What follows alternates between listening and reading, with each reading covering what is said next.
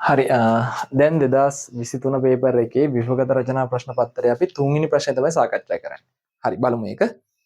ඒකේ ඒ කියනවා හුමාල ආසවනය සරල ආසවනයේ සහ භාගික ආසවනයේ යනු මිශ්‍රණ වලින් සන්නටක වෙන් කර ගැනීම සඳහා භාවිත කළ හැකි ආසවන ක්‍රම තුනකි.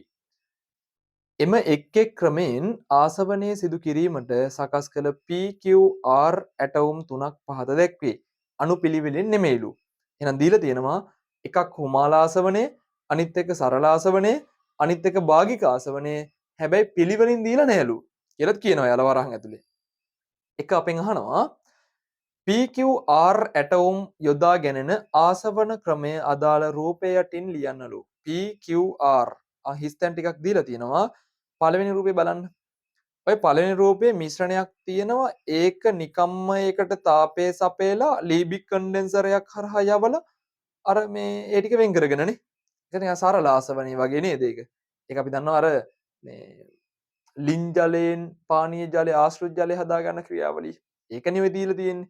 එහෙනම් පළවෙනි එක ඒ කියන්නේ P කියන එක සරල ඒ කියන්නේ උඩ කියලා තියෙනවනේ සරල ආසවණේ භාවික ආසවණේ හුමාල ආසවණේ තියෙන්නේ කියලා. ඒ තුන අපි හරියට හඳුනා ගන්න විතරනේ ඕනේ. එහෙනම් ඒ කියන්නේ මොකද්ද? එලිම බයිනතු ලියන්න පුළුවන් සරල ආසවණේ. ඊට පස්සේ Q කියන එක ඒක ගන්න පුළුවන් ටච් කරන්න පුළුවන් අර ආසවන කුළුණක් දීලා තියෙනවා.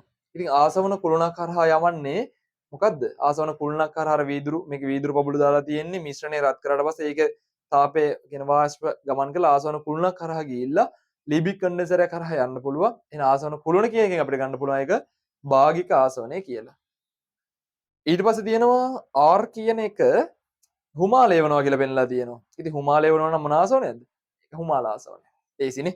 එතකොට ඕන්න තුන දීලා තියෙනවා. ඒක අපිට වෙන් කරගන්න තියෙන්නේ පළවෙනි එක සරල ආසවනේ. අනිත් එකේ අර R කියන එක නම් හුමාලය වෙනවා පෙන්නලා තියෙනවා. එහෙනම් හුමාල ආසවනේ. Q කියන එකේ ආසවන කුළුණක් අරන් තියෙනවා. එහෙනම් අපිට කියන්න පුළුවන් ඒක භාගික ආසවනේ කියලා. හරි ඊට පස්සේ දෙක බලන්නකෝ.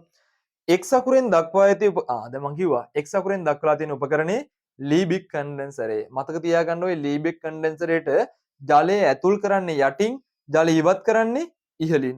ඒක අනිවාර්යෙන් ලකුණු කරන්න අහන්න පුළුවන් තව ප්‍රශ්නයක. ඉස්සරහට තියෙන මේ පාස් පේපර් වල නැත්තම් අපි කියනවා දැන් ඉස්සරහට 2025 පේපර් එකෙන්න පුළුවන්. එහෙම පේපර්ස් වල මේ ඕක ලීබික් කන්ඩෙන්සරේ දීලා ඊතල දෙකක් දාලා එතනත් xy කියලා දාලා දෙන්න පුළුවන්.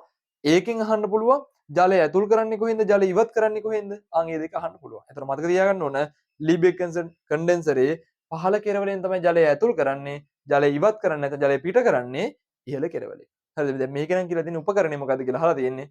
ජලය ඇතුල් කරන සහ ජලය පිට කරන තැන් දෙක ඊතල වලින් පෙන්නලා තියෙනවා. ඒතර x කියන්නේ ලීබික් කන්ඩෙන්සරය. හරි. ඊට පස්සේ 3 අහනවා පහත දැක්වෙන වෙන් කිරීම සඳහා ඉහත දැක්වෙන ක්‍රම අතරින් වඩාත්ම යෝග්‍ය ආසවන ක්‍රමය කුමක්ද ලියනලු. වෙන් කිරීමේ ක්‍රම වලින් ඔය ඉහත දැක්වෙන ආසවනය එන භාගික ආසවනේ හුමාල ආසවනේ සහ මේ සරල ආසවනේ කියන ක්‍රම තුනෙන් මේ ABC කියලා තුනක් දීලා තියෙනවා. ඒකෙන් යොදා ගන්න පුළුවන් මොකක්ද කියලා අහලා තියෙනවා.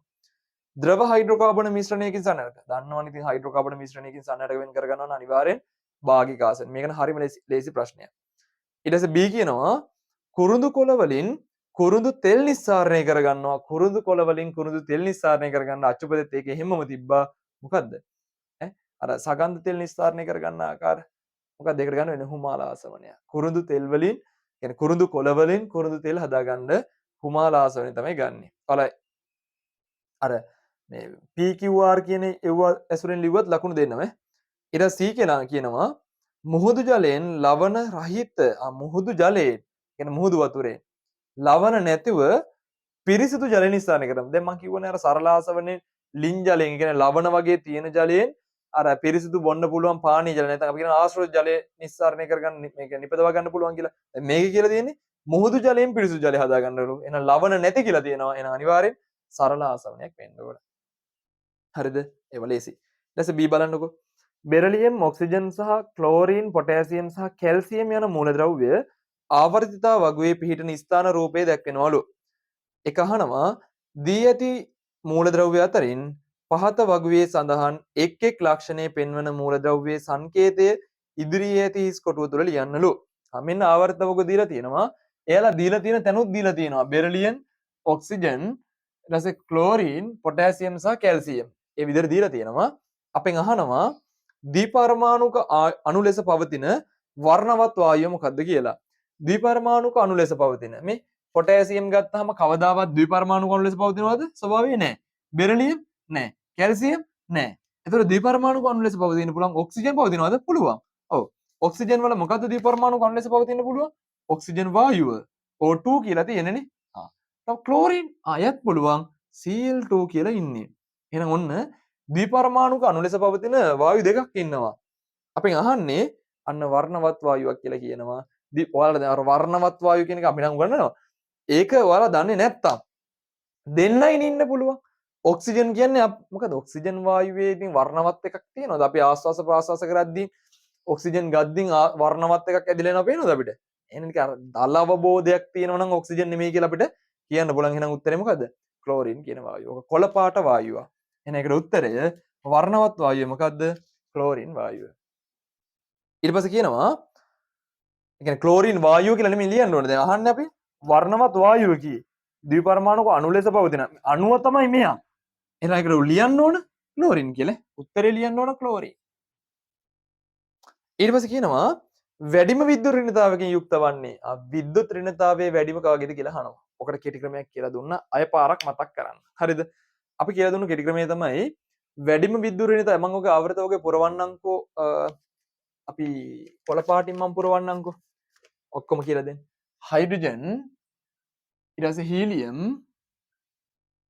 Lithium beryllium boron carbon nitrogen oxygen fluorine neon sodium magnesium aluminium silicon phosphorus sulphur chlorine argon potassium calcium ඔන්න දීලා තියෙනවනේ විද්‍යුත් ඍණතාවයේ වැඩිම වෙන්නේ මේ 7 වෙනි කාණ්ඩේ 8 වෙනි කාණ්ඩේ මූලද්‍රව්‍ය වලට විද්‍යුත් ඍණතාවයක් නැහැ කිව්වා හේතුව මොකද්ද එයාලා සහසංජ බන්ධන හදන්නේ නැහැ කිව්වා හැබැයි උසස් පෙළට ගියාම ඔය 8 වෙනි කාණ්ඩේ මූලද්‍රව්‍ය වලට සහසංජ බන්ධන හදනවා කියලා ඉගෙන ගන්න තියෙනවා ඔයාලගේ සිලබස් එකට අනුව නැහැ හරිද හා ඒ කියන්නේ බන්ධන සෑදීම අඩුයි කියලා අපි ඉගෙන ගන්න හරි ඒ කියන්නේ ෆ්ලෝරින් වල විද්‍යුත් ඍණතාවය 4යි ඒක විතරයි අපි මතක තියාගන්න කිව්වේ ෆ්ලෝරින් වල විද්‍යුත් ඍණතාවය 4යි ඊට පස්සේ මම මතක තියාගන්න කෙටි ක්‍රමයක් කියලා දුන්නා ඔය ෆ්ලෝරින් වලින් පටන් ගත්තට පස්සේ අපි වම් පැත්තට යන්න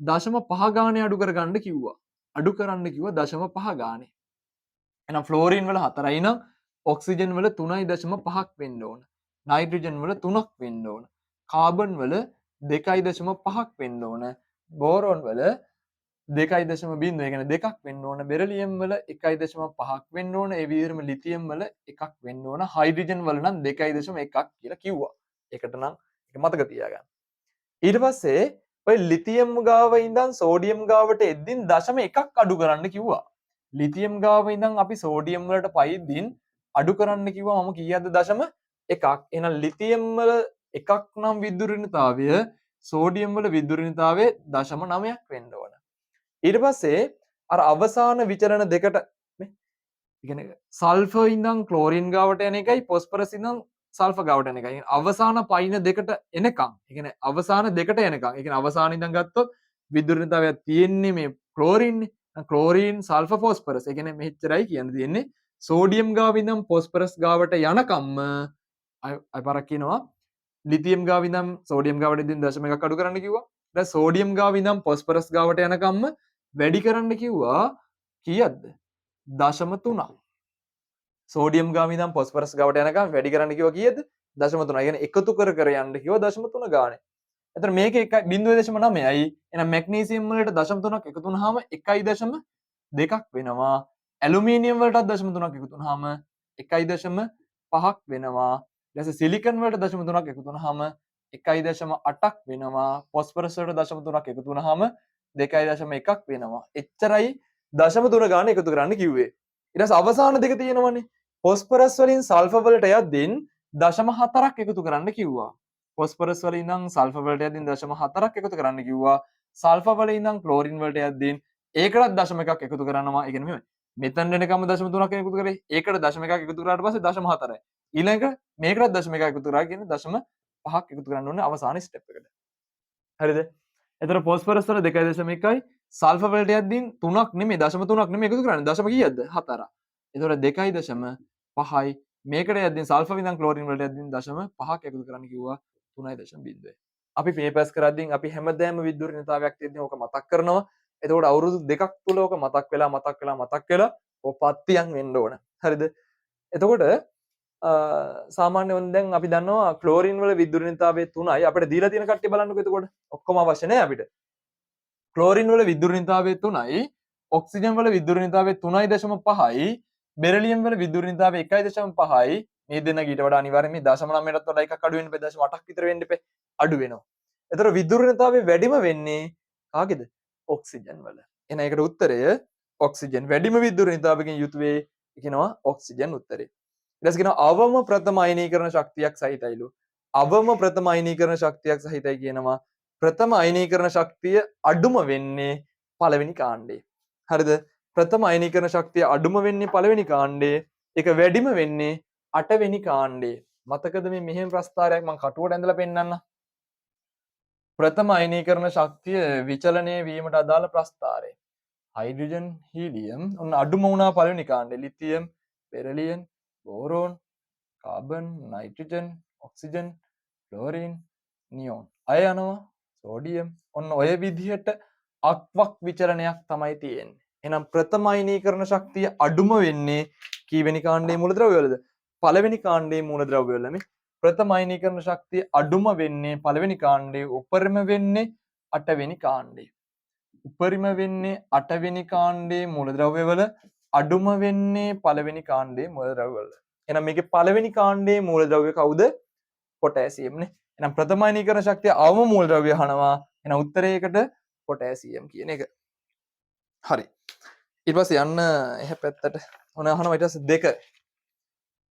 පහත දැක්වෙන මූලද්‍රව්‍ය සංයෝජනයෙන් සෑදෙන සංයෝග අයනිකද නැතහොත් සහසංයුජිත යන බව දක්වන්නලු. ඒ කියනවා කැල්සියම් සහ ක්ලෝරීන්. අන්න කැල්සියම් සහ ක්ලෝරීන් එකතු වෙලා හදනවා කැල්සියම් ක්ලෝරයිඩ්. කැල්සියම් සහ ක්ලෝරීන් එකතු වෙලා කැල්සියම් ක්ලෝරයිඩ් හදනවා. දැන් කැල්සියම් ක්ලෝරයිඩ් කියන එක න අයනිකයිද නැත්නම් සහසංයුජයිද කියලා අහන්නේ. කැල්සියම් ක්ලෝරයිඩ් හැදෙන්නේ කැල්සියම් ධන 2 සහ ක්ලෝරයිඩ් කියන අයන එකතු වෙලා. කැල්සියම් ධන 2 අයන සහ Cl ඍණ අයන. එතකොට ධන අයනයක් සහ ඍණ අයනයක් අයන එකතු වෙලා හදනවා නම් ඒක මොන බන්ධනයක් වෙන්න ඕනේද? අයනික බන්ධනයක් වෙන්න ඕනේ. ඇයි? නිකම්ම මෙහෙම ඍණ වෙන්න බෑ. අයන ගත්තාම ධන අයන සහ ඍණ අයන. ධන අයනයි ඍණ අයනයි එකතු වෙලා හදනවා නම් අපි කියනවා ඒකට අයනික බන්ධනයක් කියලා. අයනික බන්ධන. අයනික බන්ධනයක්.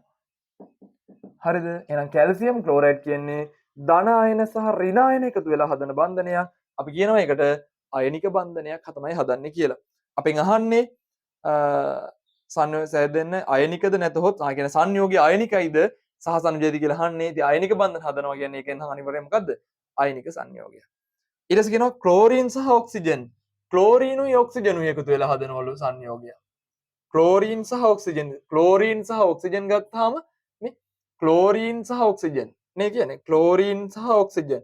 ක්ලෝරින් වලින් අයනයක් හැදුවොත් බලන්නකෝ. ක්ලෝරින් වලින් හදන අයනය ක්ලෝරයිඩ් අයනය. ඔක්සිජන් හදන්නේ ත්‍රිණ අයනයක්. ඉතින් ඍණ අයන දෙකක් එකතු වෙලා අයනික සංයෝගයක් හදන්න පුළුවන්ද? බෑ. එහෙනම් ක්ලෝරින් සහ ඔක්සිජන් කියන දෙන්න එකතු වෙලා අපිට කියන්න පුළුවන් මෙහෙම. ක්ලෝරින් වල සංයුජතාවය කීයද? ක්ලෝරින් සහ ඔක්සිජන් කියලා දෙන්නේ. බලමු මේ දෙන්නගේ සූත්‍රය අපිට ගන්න. ක්ලෝරින් වල සංයුජතාවය එයාලගේ අවසාන කවචයේ ඉලෙක්ට්‍රෝන 7යි. ඉලෙක්ට්‍රෝන 7යි කියන්නේ අවසාන කවචයේ ඉලෙක්ට්‍රෝන 7යි. සංයුජතාවය කියන්නේ අවසාන කවචයේ ඉලෙක්ට්‍රෝන අෂ්ටකය සම්පූර්ණ කරගන්න ලබා ගන්නා හෝ පිට කරන ඉලෙක්ට්‍රෝන සංඛ්‍යාව. දැන් ක්ලෝරින් වල ඉලෙක්ට්‍රෝන තියෙන්නේ 7යි. සම්පූර්ණ කරගන්න කියන්නේ ඉලෙක්ට්‍රෝන අෂ්ටකය සම්පූර්ණ කරගන්න තව කීයක් මදිද එයාට? ඉලෙක්ට්‍රෝන එකක් මදි. එහෙනම් එයාගේ සංයුජතාවය ඉලෙක්ට්‍රෝන 1යි. සංයුජතාවය එකක් වෙනවා. හරිද? අපේ ඕනනම් කියන්න පුළුවන් 7 වෙනි කාණ්ඩයේ මූලද්‍රව්‍ය වල සංයුජතාවය 1යි. අපි මතක තියාගන්න අර ක්‍රමයක් දීලා තියෙනවා. හරිද? ඊට පස්සේ ඔක්සිජන් වල සංයුජතාවය 2යි. 6 වෙනි කාණ්ඩේ හින්දා එයාගේ සංයුජතාවය 2යි. සංයුජතා දෙක මාරු කරන්න. සංයුජතා දෙක මාරු කරාට පස්සේ ක්ලෝරින් ගාවට යනවා 2ක් කියලා. ඔක්සිජන් ගාවට යනවා 1ක් කියලා. එහෙමත් නැත්නම් අපිට කියන්න පුළුවන් ඔය විදිහට එකක් ගන්නත් පුළුවන්. ඕක නෙමෙයි ස්ථායි එක. මේ මෙහෙමයි. ක්ලෝරින් වල ඔයාලට නම් ඉගෙන ගන්න නෑ ඔක්සිජන් සහ දෙන්න අතර මේ සූත්‍රය ගද්දින් ක්ලෝරින් වල ඉලෙක්ට්‍රෝන සංයුජිතාවය ගත්තාම ක්ලෝරින් ගත්තාම එයා 7 වෙනි කාණ්ඩෙනේ. එයාගේ සංයුජිතාවය ඔයාලට ඉගෙන ගන්න තියෙන විදිහට එක විතරනේ. හැබැයි එහෙම නෙමෙයි. එයා 7 කියන සංයුජිතාවයත් නිරූපණය කරනවා. හරිද? එයාගේ 7 කියන සංයුජිතාවයත් නිරූපණය කරන ඔක්සිජන් දෙකක් නිරූපණය කරොත් අන්න ඒ දෙක මාරු වෙන්න පුළුවන්. ක්ලෝරින් ගාවට දෙකක් ගිහිල්ලා ඔක්සිජන් ගාවට 7ක් යන්න පුළුවන්. මෙන්න මේ සංයෝගයත් එයා හදනවා Cl2O7 කියන සංයෝගය හදනවා එයා. එහෙනම් මේ වගේ සංයෝගයක් අයනික සංයෝගයක් වෙන්න බෑ. ඒ සංයෝගයක් මොකක් වෙන්න ඕනේද? සහ සංයුජ සංයෝගයක් වෙන්න ඕන. සහ සංයුජයි. ඒ කියන්නේ සහ සංයුජ බන්ධන වලින් තමයි බැඳෙන්නේ. මේවා එකක් සාමාන්‍ය එහෙම ස්ථායිව තියෙන්නේ නෑ. හදන්නේ ස්ථායිව මෙන්න මෙයා Cl2O7 ඒ කියන්නේ ක්ලෝරින් වල ඔක්සයිඩය. හරිද? හරි. ඊට පස්සේ ඒක සහ සංයුජ හරි. ඊට පස්සේ තුන කියනවා බෙරිලියම් හා ක්ලෝරින් සංයෝජනයෙන් සෑදෙන බෙරිලියම් ක්ලෝරයිඩ් සහ සංයුජ සංයෝගයක්ලු. බෙරිලියම් සහ ක්ලෝරින් සංයෝජනයෙන් හැදෙන බෙරිලියම් ක්ලෝරයිඩ් සහ සංයුජයලු. ඊට පස්සේ කියනවා දී ඇති කොටුව තුල බෙරිලියම් ක්ලෝරයිඩ් වල තිත් කතර ව්‍යුහය අඳින්නලු. අන්න බෙරිලියම් ක්ලෝරයිඩ් වල තිත් කතර ව්‍යුහය අපිට අඳින්න කියනවා. හරි අපි බලමු බෙරිලියම් ක්ලෝරයිඩ් වල තිත් කතර ව්‍යුහය.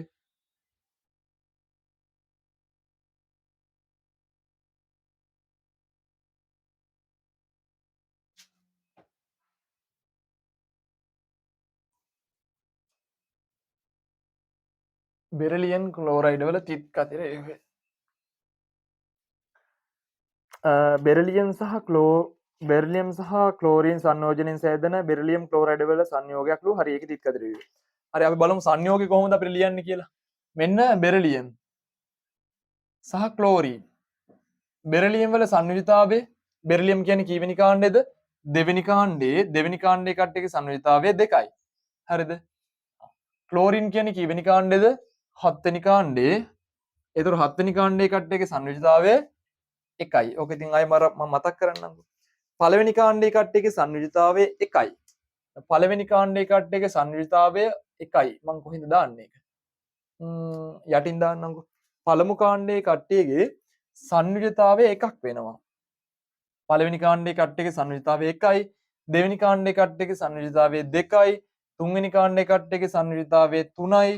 හතරවෙනි කාණ්ඩයේ කට්ටියගේ සංයුජිතාවය 4යි. හැබැයි පස්වෙනි කාණ්ඩයේ කට්ටියගේ සංයුජිතාවය 5යි නෙමෙයි. අය අඩු වෙවි යනවා එක ගානේ 3යි. හයවෙනි කාණ්ඩයේ කට්ටියගේ සංයුජිතාවය 2යි.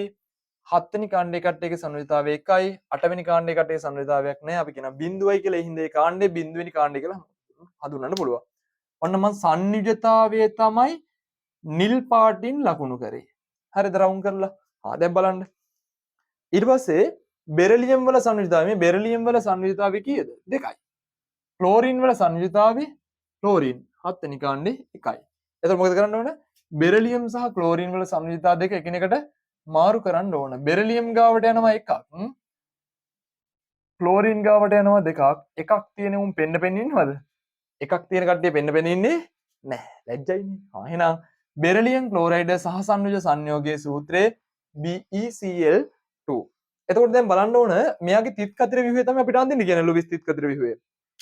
එතකොට අනිවාර්යෙන් එක පරමාණුවක අවසාන කවචයේ තියෙන ඉලෙක්ට්‍රෝන තිත් වලින් නිරූපණය කරන්න ඕන. තවත් පරමාණුකකින් අනිත් පරමාණුවේ ඉලෙක්ට්‍රෝන අපි කතිර වලින් නිරූපණය කරන්න ඕන. දැන් අපි හොයාගන්න ඕන මෙතන මූලද්‍රව්‍ය 3 දෙනෙක් එකතු වෙලා හැදිලා තියෙන්නේ බෙරිලියම් එක්කෙනෙක් සහ ක්ලෝරින් දෙන්නේ. හොයාගන්න ඕන මධ්‍ය පරමාණුව මොකක්ද කියලා. මං කිව්වා මධ්‍ය පරමාණුව කියන්නේ 3 දෙනෙක් ඉන්න එකෙන් නම් එක්කෙනෙක් අඩංගු වෙන එක්කෙනා. ඒ කියන්නේ බෙරිලියම් වෙනවනේ. මේ ක්ලෝරින් දෙන්නෙක් ඉන්නවා බෙරිලියම් එකයි. එහෙනම් බෙරිලියම් එකයිනේ. එහෙනම් එයා තමයි මධ්‍ය පරමාණුව වෙන්න ඕන. ඊට පස්සේ ක්ලෝරින් දෙන්නෙක් ඉන්නවනේ. දෙපැත්තේ ක්ලෝරින් දෙක ලියමුකෝ අපි. ඔන්න ලිව්වා. දැන් මම බෙරිලියම් වල ඉලෙක්ට්‍රෝන මම තිත් වලින් නිරූපණය කරනවා. බෙරිලියම් කීවෙනි කාණ්ඩයේද? බෙරිලියම් ඉන්නේ දෙවෙනි කාණ්ඩේ. එයා දෙවෙනි කාණ්ඩේ නම් එයාගේ අවසාන කවචයේ ඉලෙක්ට්‍රෝන කීයද? 2යි තියෙන්නේ. බෙරිලියම් වල අවසාන කවචයේ ඉලෙක්ට්‍රෝන 2යි.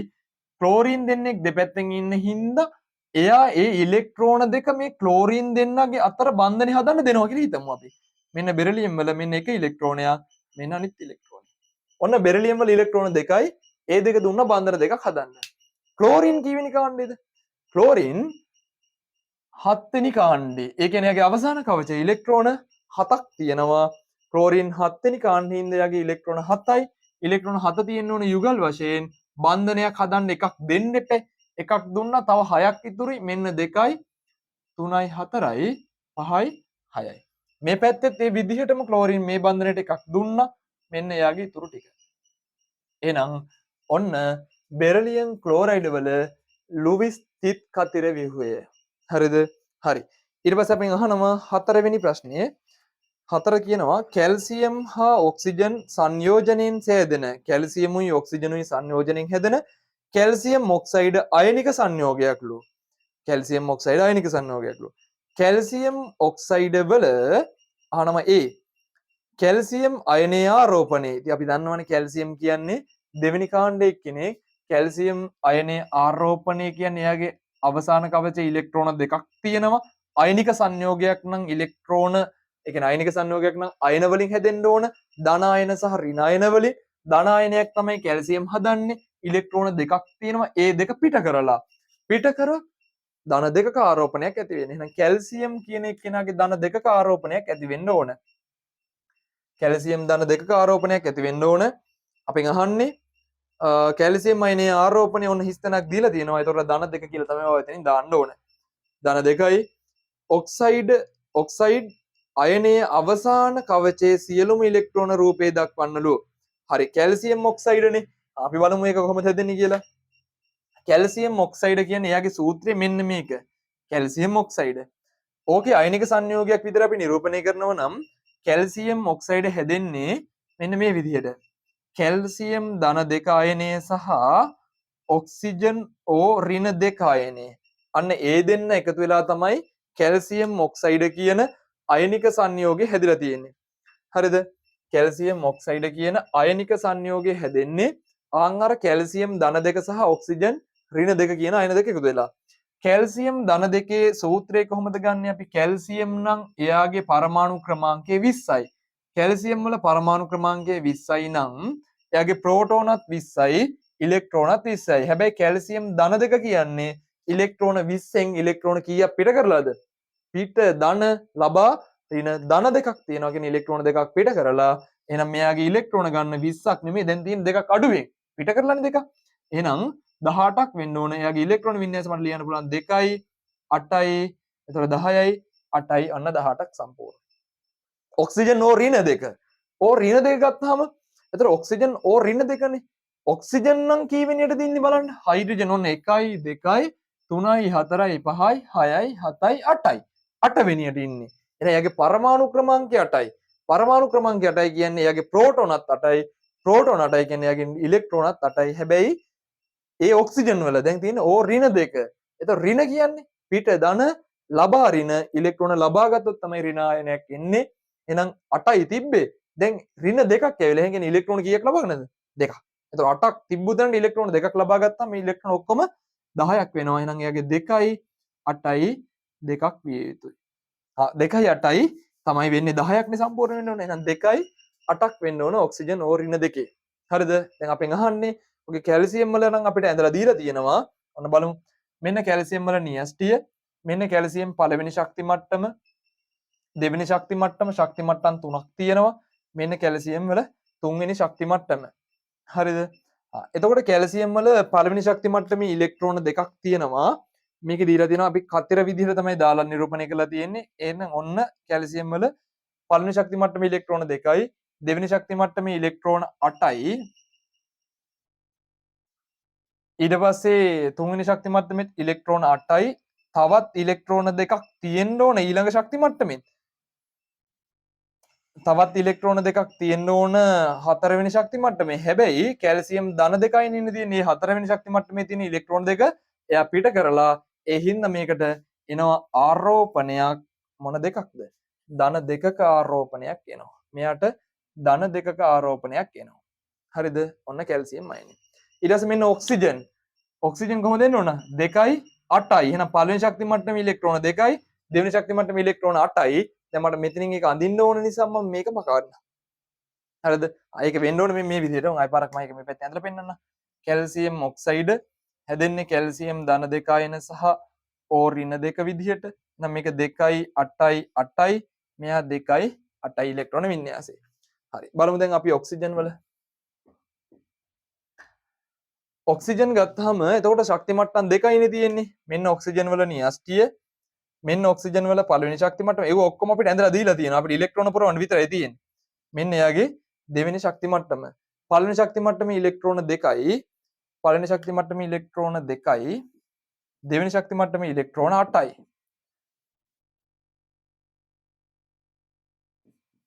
ඇයි 8ක් උනේ? එයාට 6යිනේ තියෙන අවසාන ශක්ති මට්ටමේ. ඒ ඉලෙක්ට්‍රෝන දෙකක් ලබාගෙනනේ. ඕ ඍණ දෙකනේ. ඉලෙක්ට්‍රෝන දෙකක් ලබාගත් හින්දා මෙයාට මොන ආරෝපණයක් එනවද? එයාට ඍණ ආරෝපණයක් එනවා. මොකක්ද ආරෝපණේ? ඍණ 2යි. ඒක නම් අපිට ওই ගාන දීලා තියෙනවා. මේ ඉලෙක්ට්‍රෝන ටික අඳින්න තමයි අපිට දීලා තියෙන්නේ. මෙයාගේ කතිත් මේ කතර වලින් තිබ්බ හින්දා මම මෙයාගේ කතර නිරූපණය කරා. හරි. ඊට පස්සේ ඒක හරි. එතකොට ඔන්න තුන්වෙනි ප්‍රශ්නයේ අවසන් ලේසි ප්‍රශ්නයක් 3 කෙමිස්ට්‍රි ප්‍රශ්නය කියන්නේ රසායන විද්‍යාව සම්බන්ධ ප්‍රශ්නේ මේ පාර 23 පේපර් එකේ ප්‍රශ්නේ සාමාන්‍ය ලේසි ප්‍රශ්නයක්. හරි අපි යන් ඊට පස්සේ හතරවෙනි ප්‍රශ්නෙට.